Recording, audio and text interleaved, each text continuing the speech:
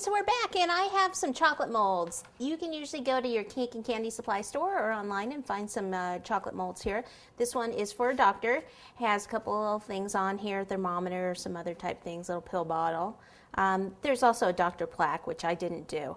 Now some of these I want to be silver, okay, like the little thing, these two little things right here. Silver, and then I also have this other one that's actually a nail kit thing, but I just wanted to use the scissors from it because doctors use scissors sometimes for stitches and things. So what I did, I want all those to be silver, so it's actually best if you start with a gray chocolate. So this is just coating chocolate, the little discs that you get at cake and candy supply stores. They're not real chocolate, so you don't have to temper them. You just melt them down in the microwave. Now they don't sell gray, is the only thing. So you can either use candy color, which is oil-based. You can't just use your regular food color like this by itself, or it'll seize up your chocolate. Okay, so either black candy color and just put a tiny bit in to make a gray color like this. I didn't actually have any black candy color. I was out of it. But I do have this other product by Americolor. It's oil candy color. It's called Flow Coat. And you just shake it up really well, and what you do is you just put like a dot of this in the chocolate. Let me just actually show you. I can make this a little bit darker. Put some of this in the chocolate, and then take some of your regular, so this is just regular black food color.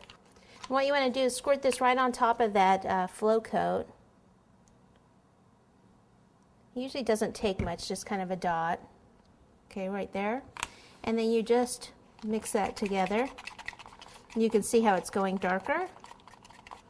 Okay, so that doesn't seize up your chocolate because of the Flow Coat oil. Okay, so what I did is I did a couple of those things, like I said, the scissors, here's some of them here, and then the little pill bottle I just did in white, the thermometer I did in white, and then this little thing that we're going to make a needle coming out of the top of it. So for the needle, what I want to do is pipe that with chocolate. So I have a little tiny piece of parchment paper, have a little parchment bag that doesn't have a tip on it. Take some of my chocolate, place it in the bag, close that on up. Notice how I hold it over here because even there's no hole, usually there's a tiny gap so it'll squeeze out on you and you don't want it all over yourself. Take some scissors and just snip off the bottom. Let's see if it's thick enough. So what I want to do is I just want to squeeze and kind of pull out to a point, and that's not a very straight line at all. So I usually do quite a few of these until I get one that I like. Okay, so I'll just do several of them in case I break some. Do some a little longer, some shorter, just in case the longer ones don't hold. Okay. So you just do a whole bunch of these for your needles. So I'll just kind of sit those aside until they set up and move on to some other things. Over here I've got some charcoal brown petal dust, and I thought what I wanted to do is make this bag look a little bit older, like he's actually been out and used it quite a bit. So I'm going to take some of the black, and on the corners and things I'll just take some of this and kind of rough it up a little bit. I just always like adding more colors, and rather than just one solid color, it always makes your piece look a little bit more unique.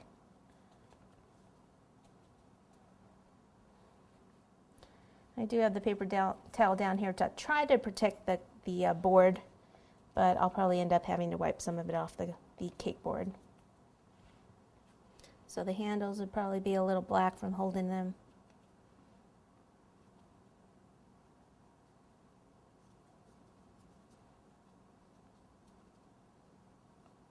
And it's okay wherever it goes, just kind of a little here and there.